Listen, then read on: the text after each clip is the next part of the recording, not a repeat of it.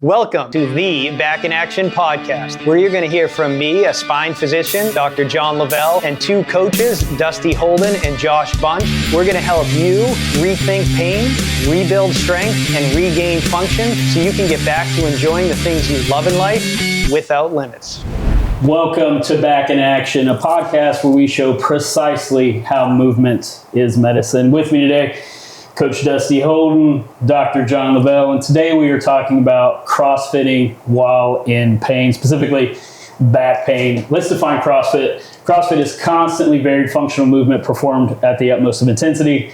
That is quite a bit. That's a mouthful. Yeah. Dusty, can you break that down? What does that mean to the average human? In the simplest form, it's movements that chances are the listeners are already doing in some way or form or fashion. And it's, I think what CrossFit has done is it's taken those movements, created a training, program or methodology and a way to actually take it into the gym and get stronger, get faster, do all the things that we're all trying, be healthier, that we're all trying to do anyways when we go to the gym. I think it's just sometimes people, they just mistake certain aspects of CrossFit and think, oh, that eliminates me, and it's a broad form of fitness or sport. So you mean when somebody sees like a CrossFit Games athlete climb a 20-foot rope and then snatch a 185-pound barbell, a lot of athletes would think, oh, immediately I can't do that. Yeah. Okay, but what's something that you'll see that most everybody can do? Well, deadlift, a squat, a press. I think there's 9 foundational movements in CrossFit, and so it's taking some of those more complex things and then really simplified those things down, to where it's like everybody can be doing some form of a squat. Yeah. You can be doing some form of a deadlift or a hinge, and you can be doing some form of a press. Now, it may look different. Maybe an injury or mobility doesn't allow you to press, directly over your head. That doesn't mean you just don't press. It means you find, an angle that you can press in, relatively pain-free. So it differs by degree, not scope. But Exactly. like you said, people are doing that anyway. Yeah. So why not train it in a controlled setting so you can keep doing it in life without getting an injury? I also, too, one of the big things about CrossFit is CrossFit teaches you how to move your body. It's if you've been the type of person who maybe you've been going to the gym your entire life, but you've been pretty much reduced down to just using machines. I think there's a time and place for machines, but if that's all you've ever done, then chances are you don't know what your overhead position is, or you don't know how to brace your core when you are pushing an object away from your body. So I think that's where CrossFit does a really good job of teaching people, how to move their body. And this isn't a CrossFit specific podcast. We will talk about that a little more in depth, but what you're alluding to is a little bit of the functional piece of it, meaning whatever you would find in nature. So for instance, if you're on a machine-oriented preacher curl, generally speaking, you're not going to see an isolated movement of the bicep in nature. Yeah. Doesn't mean it's bad, but if we're trying to define it via CrossFit, a clean and jerk is essentially picking something up off of the ground and putting it overhead. Yeah. So that's how we kind of define that. And the constantly varied piece, it's pretty self-explanatory. Constantly varied means that pretty much every time you come into the gym, there's some slight variation. Even though you said it was only 9 movements, we find a way to, if you really wanted to, never do the same workout twice. Yeah. Okay? Now, when did you get into CrossFit? How long have you been CrossFitting? It was around late 2009, 2010. Quite a while. So 15 years. Doctor, and yourself? So the first time I was exposed to CrossFit was when it first came out, and it was just online and just programming, and you could try and do it at home. And I said, this is crazy. It's too hard. I'm not doing it. So I really got exposed to it when I met Dusty on the Little League field. And I had been searching for... Did he have you doing burpees on the field? Not yet. Okay. But I had been searching, but I could tell he was doing burpees somewhere. Okay. I wanted something for my patients that would actually help them with their back injuries, because I'm a spine doc. something that would truly get them better. Because I knew in traditional healthcare, the typical PT where you're doing modalities, simple stretching wasn't getting the job done. Surgery wasn't getting the job done. I do injections. That doesn't cure anyone. It helps relieve symptoms temporarily. But I knew through my training that strength training was the way to go to fully alleviate spine pain and quote unquote cure people so they could keep living their life. So finding someone that could help me in that journey to apply it to my patients, I was just searching for that. And thankfully, and that speaks to what CrossFit really is. It's a strength and conditioning program, but it's general physical preparedness. So it's not it could be used to specialize, but if you're walking into a CrossFit gym, it's about general physical preparedness, the thing that we build on top of. Yes. What do most people get wrong about CrossFit? You already said one. We talked about the one where if you're gonna, I look at it and I think I'm gonna have to climb 700 ropes when I get in there. That's probably wrong. Yeah. Unless you're going to a bad place. Yeah. But what's another thing that you see that people either have a misconception or they just always get wrong about CrossFit? Well, I think it's just the idea that it's for, an elite athlete, or I think that it's that your purpose of it is to compete or, to try to go to the CrossFit Games. I think that's has been a big misconception. I don't feel like it's as big of a misconception as it was, say, today that it was 5 to 7 years ago. I think there has been a little bit of a shift, but I think it's just misinformed. I think CrossFit was really taking off in popularity about the same time that social media, was becoming very popular. So there were a lot of little snippets and, short clips on people doing, unbelievable things in CrossFit, whether it be handstand walks, a clean and jerk of, 350 pounds or, a 300-pound snatch, ring muscle ups. The list just goes on. And so, people see these things and view CrossFit in general as this extreme, elite that, it's only for basically just crazy people. Mm-hmm. And so, we've heard it's a cult, all these different things. And I think what CrossFit is it's unique in the fact that it took a lot of different types of fitness and kind of, created, again, like a training program that brought them all together. And then it also brought people together, and it had people for one of the first times, training in a group with other people. And that, I think, is what really, just kind of sent it over the moon. Was one, there was a learning curve to it. Mm-hmm. And the fact that it challenged you and kind of got you outside of your comfort zone a little bit was something that was different. And then you were doing it with other people. And there's a lot of research shows that when you do hard things with, Sure. other people, you just become, closer. Yeah. And so, that's another thing I think that really attracted people. And what you found is it was a lot of people that didn't necessarily come from, these athletic backgrounds, or even somebody that had a lot of success, in the gym to begin with. So it's they were finding a really newer way of training that just it brought people together. It made sense. You got a coach, and so kudos to Coach Glassman for doing that so many years ago. Really just set something up that is, no matter what it turns into later, no matter how you want to use it or I want to use it, was really a gift. Well, and like it or not, there's just no discounting the fact that it works, people get results. And when CrossFit goes out to say something, and I've said this for many, many years, it's an infallible program, but people are fallible. So we'll make the mistake, and all of us do it. We get into a class, the ego gets weird. You're going to have good coaches and bad coaches, just like you have good docs and bad docs. And I don't even necessarily think that it's people have, ill intent. No. It's just, again, it's different people put different, personality on it, and it's going to work for some and not for others. But again, I think the unique thing about it is, I've had stay-at-home moms come in who, have never even thought about getting a pull-up, in a few months be able to develop enough strength to get a pull-up. I've had, 80-year-olds who had been confined to the, recliner for the last 10 years. Now, doing hiking and doing things that they thought, like, I can't do that anymore. So the list, like, literally goes on and on of the cool things that we've, like, seen inside the gym. And again, it's not what people have seen on social media. That's right.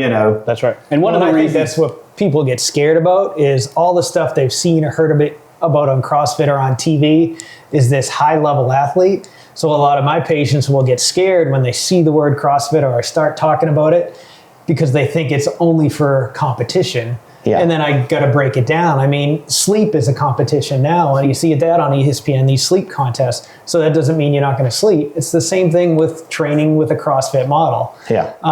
I've started to relate it to CrossFit's like a Swiss Army knife. I mean, you take out that Swiss Army knife, you got a screwdriver, you can have a spoon, you can have anything, a knife, pull it out of it. It's just like CrossFit. You can do deadlifts, you can do squats, you can do every single movement is in that CrossFit knife.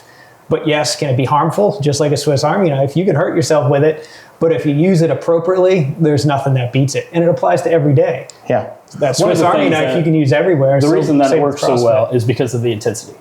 Yeah. Right. So we know that intensity exactly equals results. And where else do you find as much intensity? Often it's CrossFit. Now that you can always tip over too far. Sure. And usually the line is the margin of error rather in CrossFit, it may be reduced as opposed to just using a machine. Yeah. But that also means that the payoff is, generally speaking, far, far greater. Yep. This is where it becomes imperative to have a coach, to be patient, things that, again, we might not always be good at. Yep. But this isn't, again, about CrossFit specifically. It's about CrossFitting with back pain. So if I'm looking at being intensely approaching something so that I get the results that I want, we could argue as fast as possible.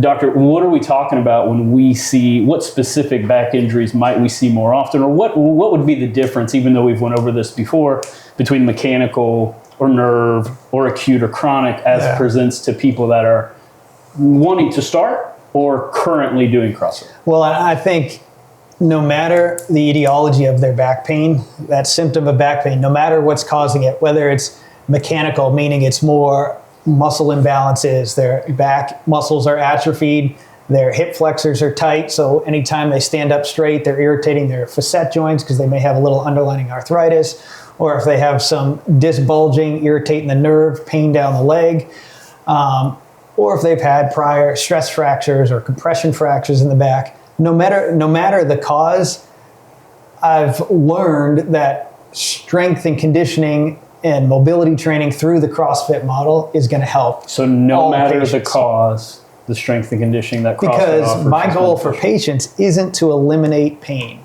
And I say that from day one. If I never had to take a pain score, I would, but friggin' insurance requires it. But if I didn't have to talk about that, I would just talk about their functioning.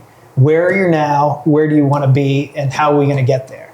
And there's no better way to do that than through high intensity, constantly varied functional movements, which is CrossFit. So it's something you've taught me over the years is that, say that one more time, the goal is not to get out of pain. Right. It's to do the things you want to do and enjoy your life.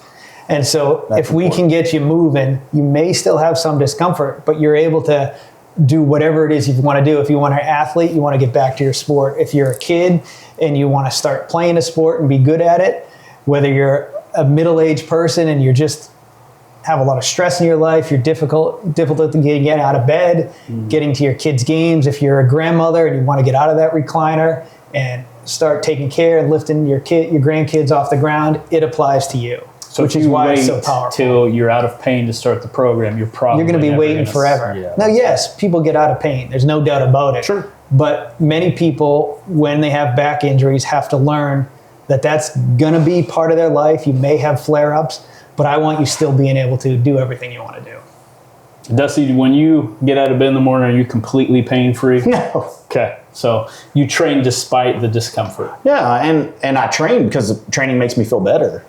And pain doesn't always mean damage, like we've talked No. about in previous podcasts. No, Okay. there's days when I'm sore. Yeah. Maybe from something that I did do in a workout. But from the most part, it's like, it's just it's part of the process, and it's not like I have injured myself.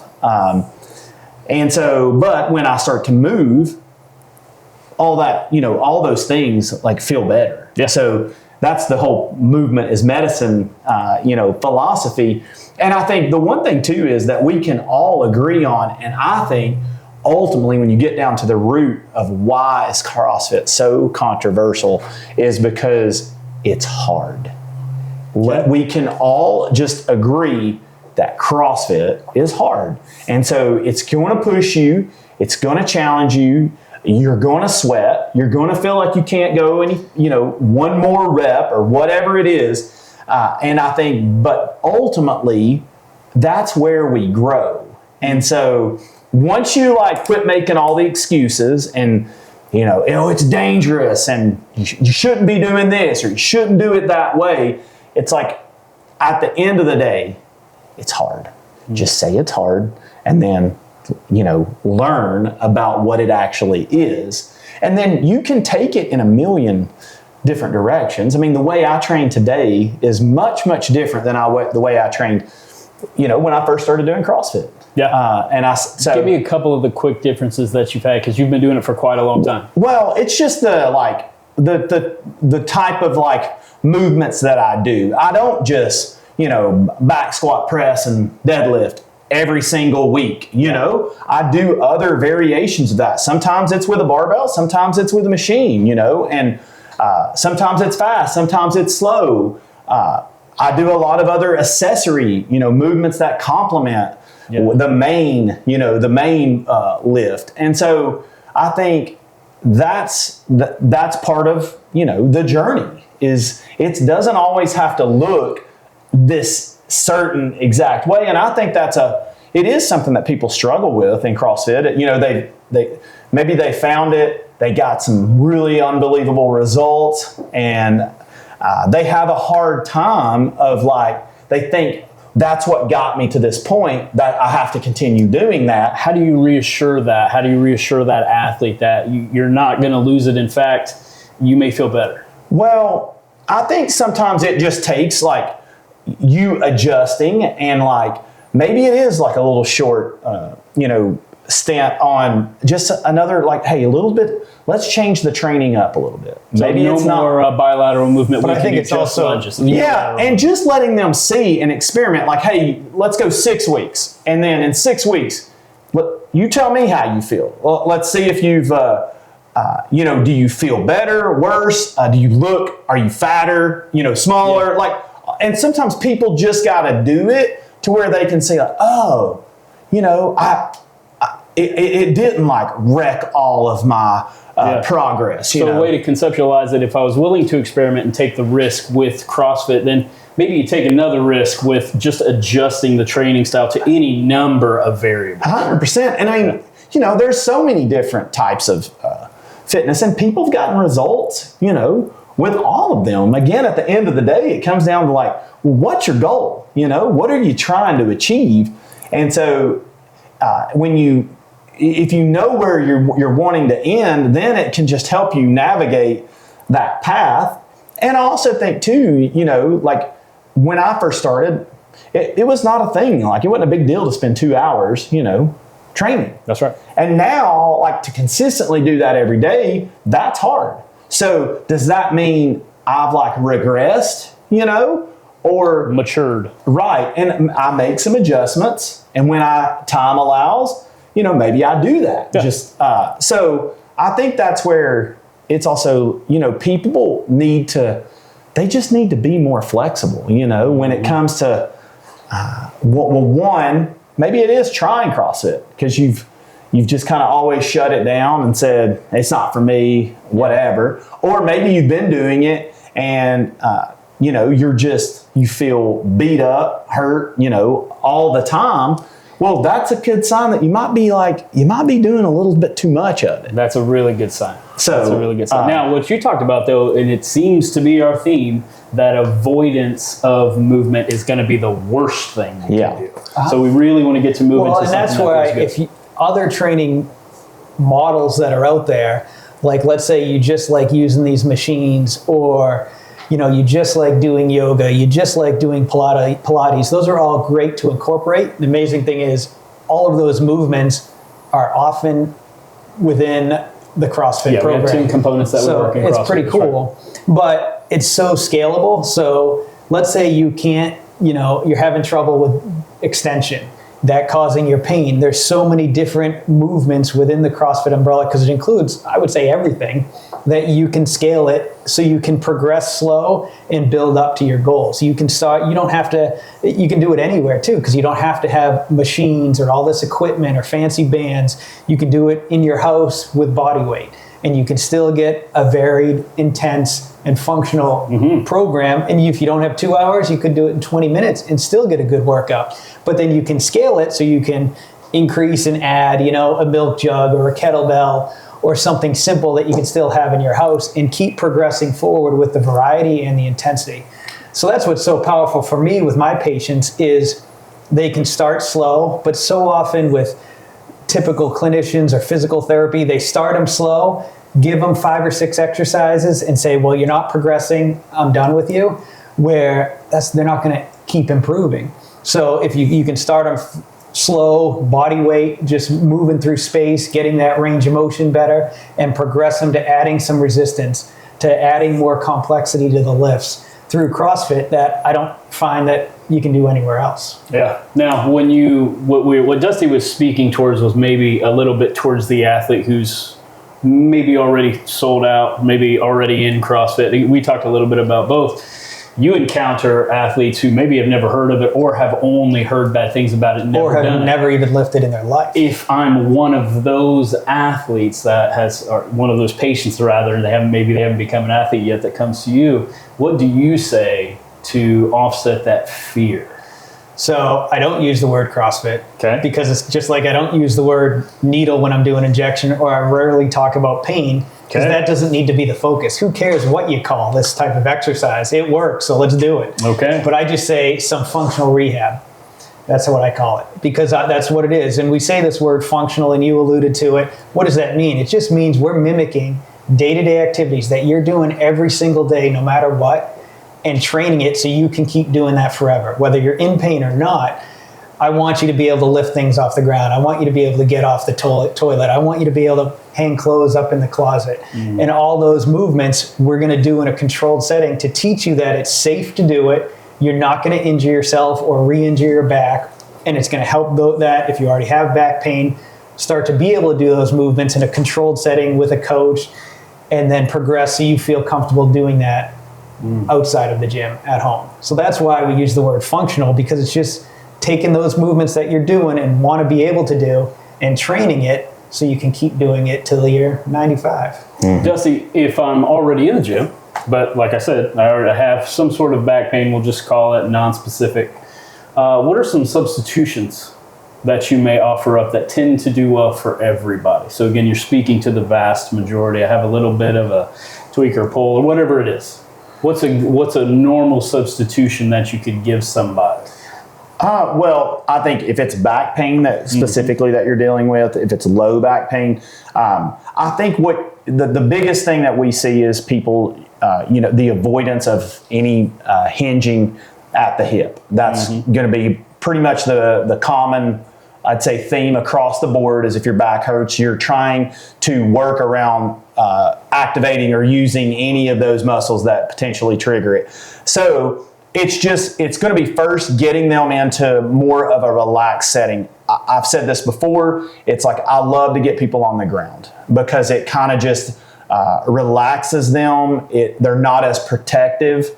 And then you can just start to move them. And really at that point, any movement is going to be good. Yeah, because they've just restricted themselves so much at this point that's why they're stiff. That's why the pain is so and it feels intense. So it's just getting them, into a position or an environment where, all right, hey, just relax.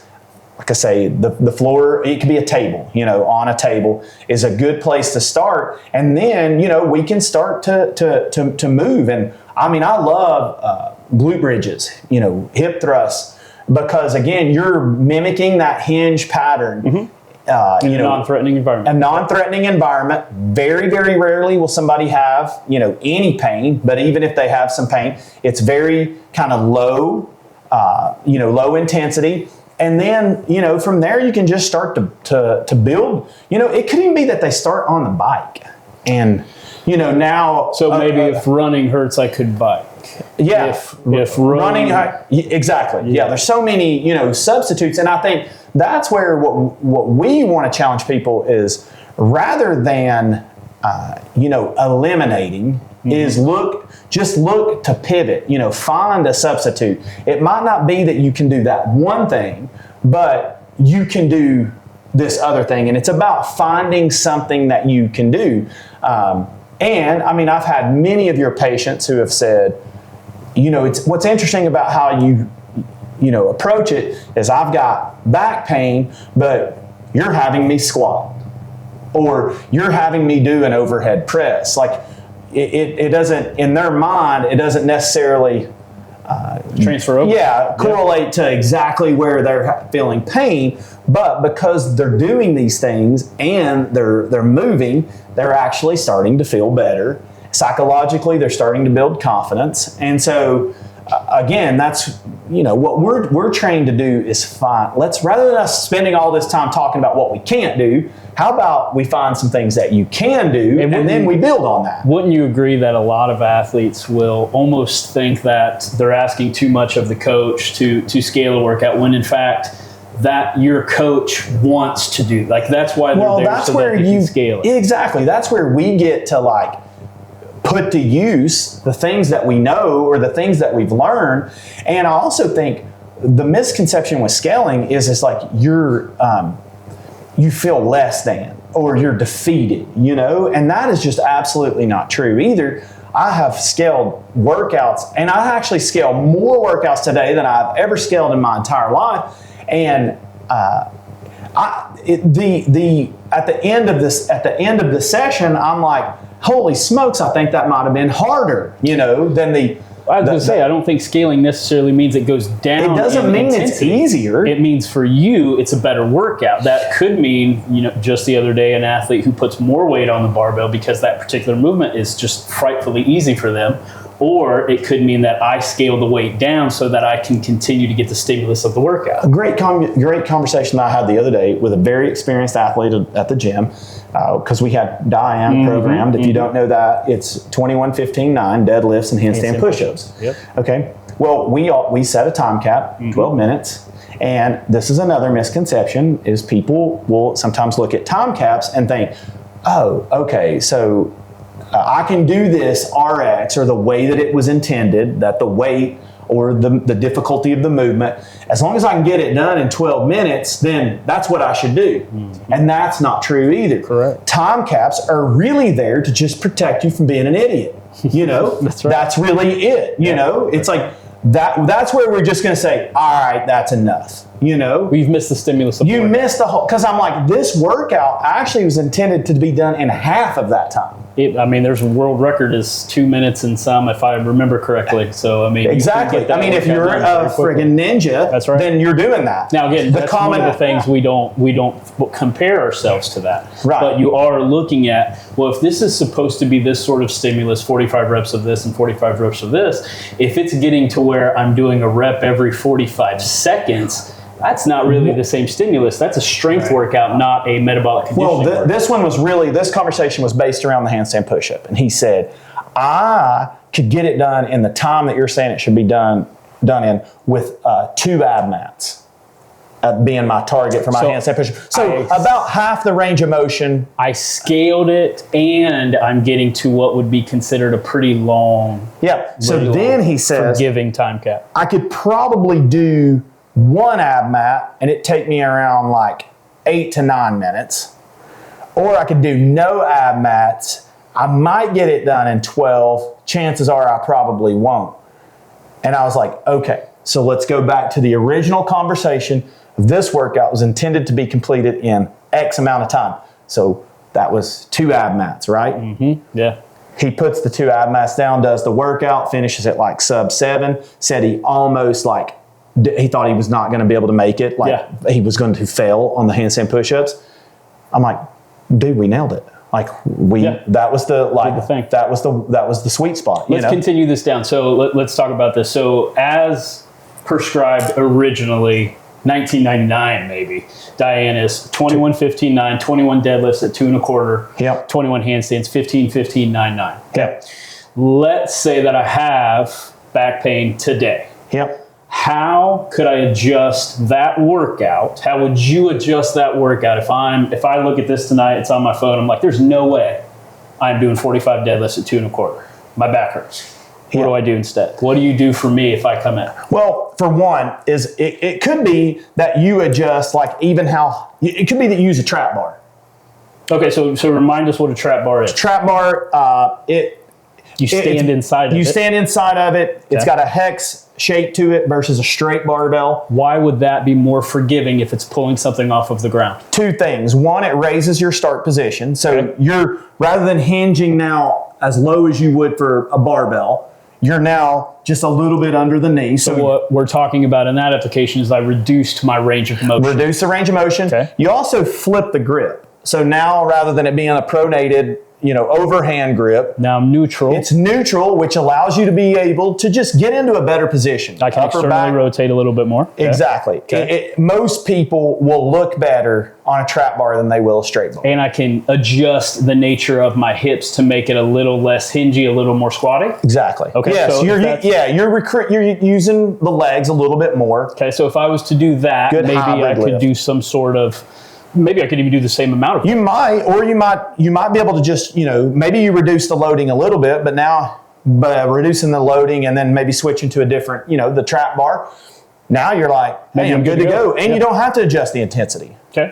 The other would be that maybe we look to do a different movement, So if I could preserve the weight, if I could preserve weight, if I could preserve external loading, could I do like a back squat?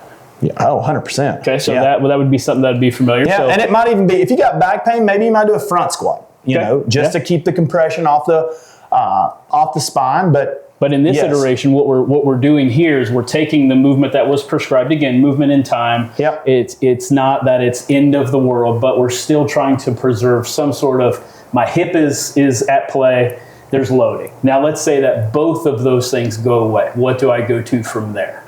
Well, so would it be okay if I took the weightlifting movement out entirely, took the compression out entirely, and I substituted something like we talked about earlier, like a bike, 21 calories, 15 calories, 9 calories, then preserve the handstand?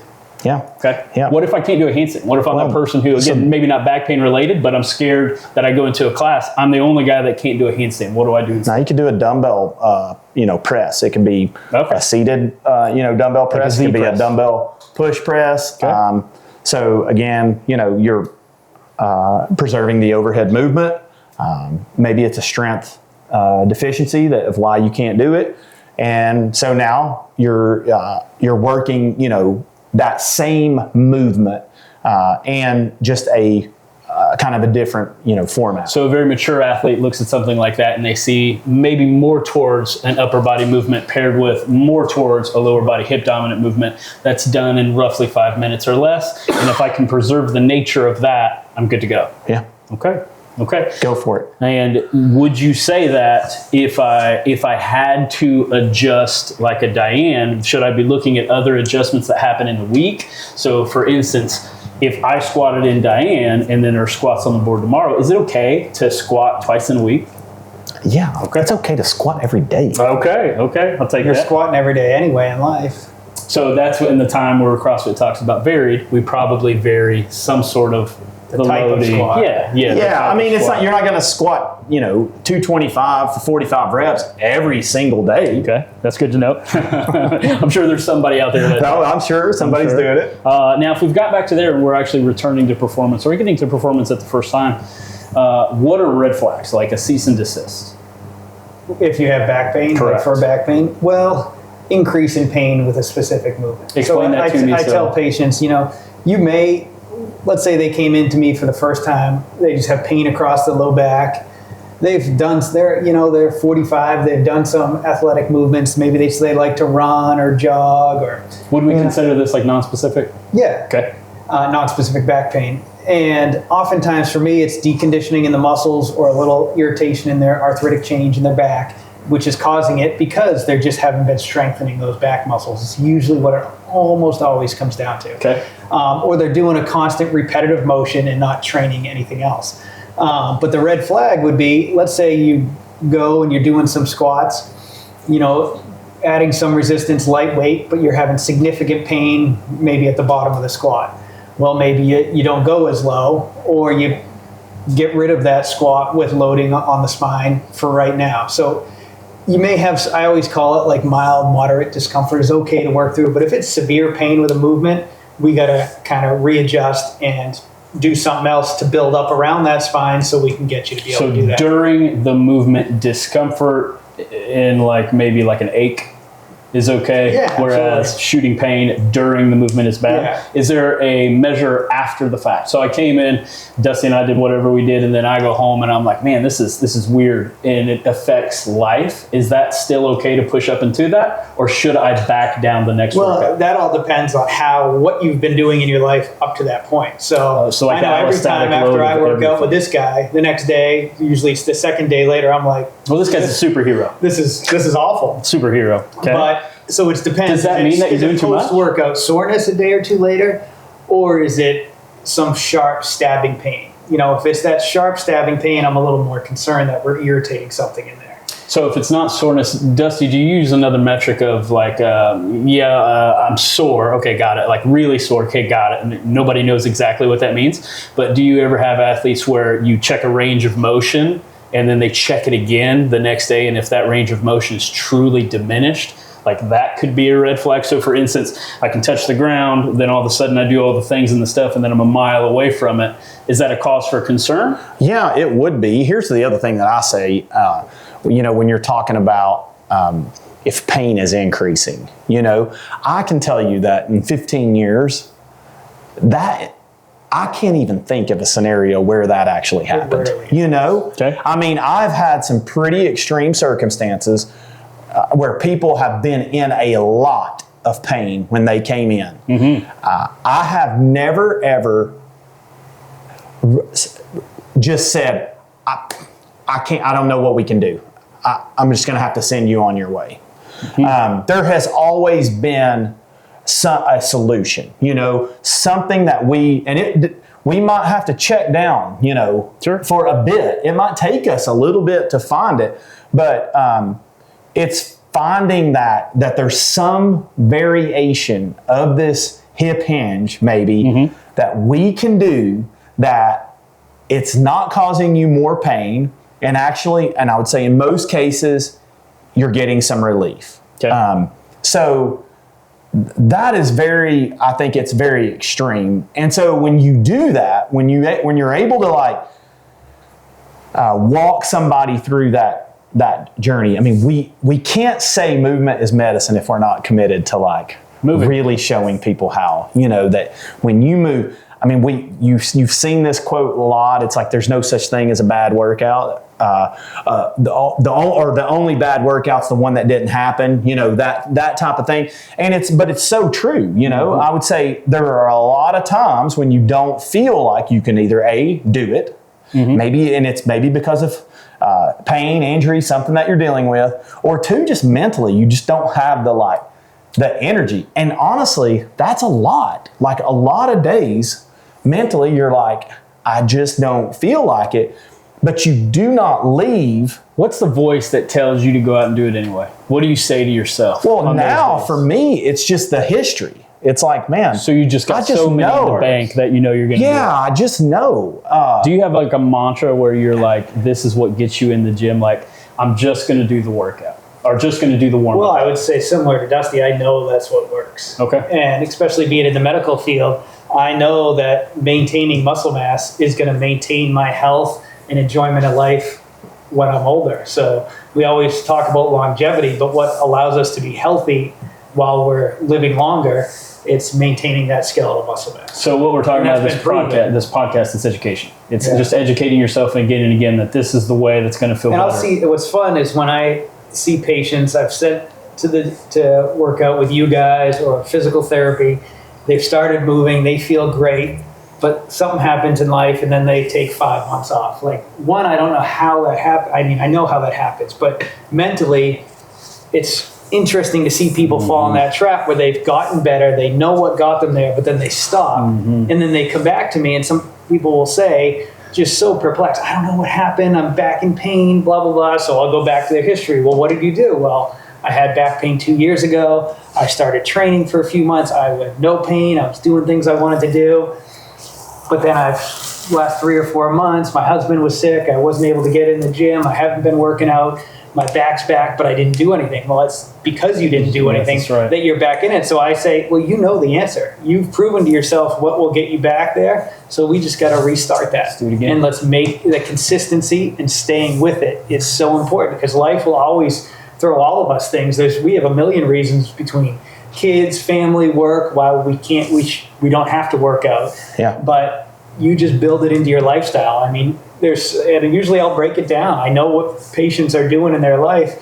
I know, I'll figure out where they have their free time or what they're doing that you may not need to do. Maybe you don't need to go out, 5 times a week and play golf. Maybe 2 of those times be in the gym. You'll enjoy your golf better because you're going to be able to do it longer. And be better at it. Now, when you're talking about that, that's a perfect segue into my last pieces. I'm starting to feel really good. What are the green lights that mean I should do more or lift heavier, for a lack of a better term for it? What's me doing too much? What's the line on where it's like, yeah, it's the right time to be more intense? Well, I think you want to keep increasing that intensity. So that's when we talk about CrossFit, you never want to get stagnant. You want to keep progressing. So if you're doing a workout and it's, you're not breaking a sweat, you're not pushing yourself to the limits. So the limit for some people may be just body weight squats. Well, maybe as that's becoming easier, you've got to keep challenging it. But I think through the CrossFit model, you're always having this variety. Like we said in the beginning, it's very rare that you're doing the same workout every time, which is hard for people to grasp because they want that piece of paper that just shows the same 8 exercises that I can then keep doing every morning, where you need to learn through working with coaches, trainers, how to apply that variety, because they can do it on their own, but they just need that knowledge. This is where it's measurable, observable, very few, and repeatable. Well, red flags, because you asked that question. There's very few in the gym where you're going to have a red flag. That would just mean an injury, and we know what an injury is. You break a bone, you have, something happen. Blow up a tendon. Exactly. Mm-hmm. You're going to know those red flags. There's nothing from my standpoint that's a true red flag with back pain that you're going to irritate it. I mean, except the obvious. And even worse is if I felt that tweak or that pull, that immediate cease and desist and stop probably is the wrong message to send. 100%. I probably need to adjust. I mean, that happens to me and sometimes. Keep moving. I may be doing a back squat, or yesterday, Dusty and I were doing squats, and I have a little bursitis under my patella in the knee, and so I just adjusted the amount of reps. I didn't stop. I kept going, and it felt fine. It doesn't hurt at all today. So you got to keep pushing through some of that, but it also wasn't severe pain. I knew my knee wasn't dislocated or anything. And this is where a coach comes in too. Well, it is. I was also going to say too, when somebody is consistent and they do it for a recommended time, I would say at least 60 days, 60 to 90 is the sweet spot, 2 to 3 times per week. Okay. Those people, when they do that, we rarely have to say anything else. The results are going to be there. They feel the momentum. It's just all every area of their life has improved. They've committed to it and they start to see it. At that point, I mean, it really becomes it's fun, you know? And the same thing with pain. I mean, we have people who are in less pain after one session, you know? And so it's building that consistency. People, the one that you're talking about where it's like, I got better, then, you know, something happened. Chances are there's probably like, there was some inconsistency there to begin with. Mm-hmm. You know, it's like people don't understand like the value of that. Like, just build it in. You cannot view it as being a negotiable. You know, it's just as important as you breathing. I think for some reason we view training as like it's optional. Like we don't necessarily have to do it, you know, and that's just not true. It's like if you want to live an optimal life, like the green light's always on. You have to start right away, if you have back pain or not, and get moving. And it has to be a variety of movements, which you change up. It has to be challenging. So, but that green light is always go. So it's always a forward progress. Yes, you may have bumps in the road where you have to scale back, but you're always progressing forward to your goals of whatever that wants to be. So with CrossFit is hard. What CrossFit preaches is probably the best way to look at it, where it's mechanics first, consistency, and then intensity. And then even if I feel discomfort, I should, under the right circumstances, keep moving, never stop. Yes. Gentlemen, thank you for your time. Thank you for watching. Join us for much more where that came from. And when you get a chance, follow us on Instagram and YouTube at Back in Action Podcast.